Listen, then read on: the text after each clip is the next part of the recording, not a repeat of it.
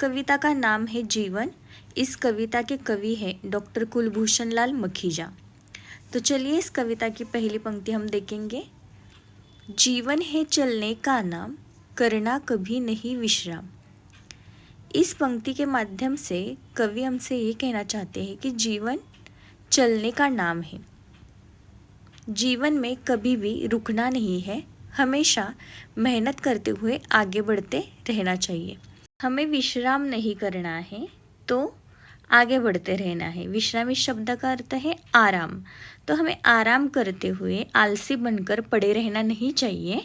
तो हमें अपने मुकाम तक पहुंचने के लिए परिश्रम करते हुए हमेशा आगे बढ़ते रहना चाहिए, ऐसा कवि यहाँ पर कह रहे हैं। आगे की पंक्ति देखेंगे। घड़ी सदा टिक टिक करती, रुकने का नहीं लेती नाम। घड़ी नुमा सब आगे बढ़ना, सूरज सा नित ऊपर उठना। कन कन में अपनत्व देख कर, सबको दिल से करो प्रणाम। घड़ी हमेशा टिक टिक करते हुए आगे बढ़ती है, कभी रुकती नहीं है।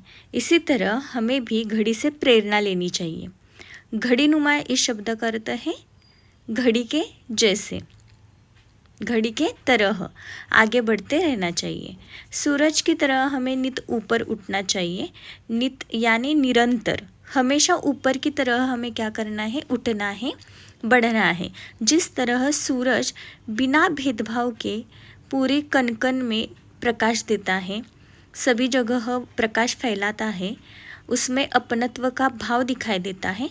अपनत्व यानी अपनापन, अपनेपन की भावना उसमें हमें दिखाई देती है।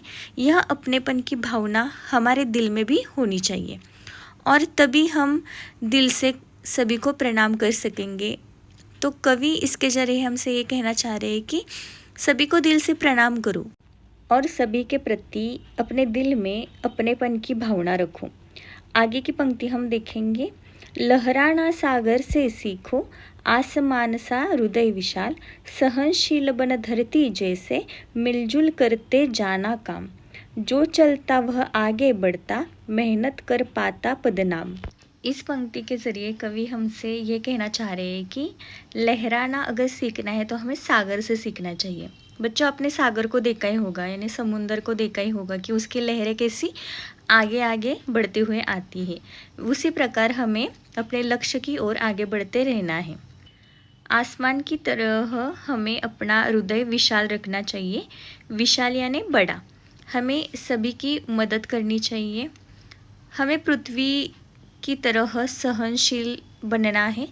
पृथ्वी से सहनशीलता का गुण हमें सीखना चाहिए। सहनशीलता यानी सहने की शक्ति। जिस प्रकार धरती बारिश धूप को सहती है और इतना सब सहकर भी वह जहाँ के वहाँ खड़ी अपना काम कर रही है, उसी तरह हमें भी पृथ्वी से सहनशीलता का गुण सीखना चाहिए। जीवन में कितनी भी परेशानियां आए, फिर भी हमें सहनशील बनकर आगे बढ़ते रहना चाहिए। कवि कहते हैं, जो चलता है वही आगे बढ़ता है। मेहनत करने वाले का नाम भी होता है और काम भी होता है। यह बात बच्चों हमेशा याद रखना। आगे की पंक्ति हम देखेंगे।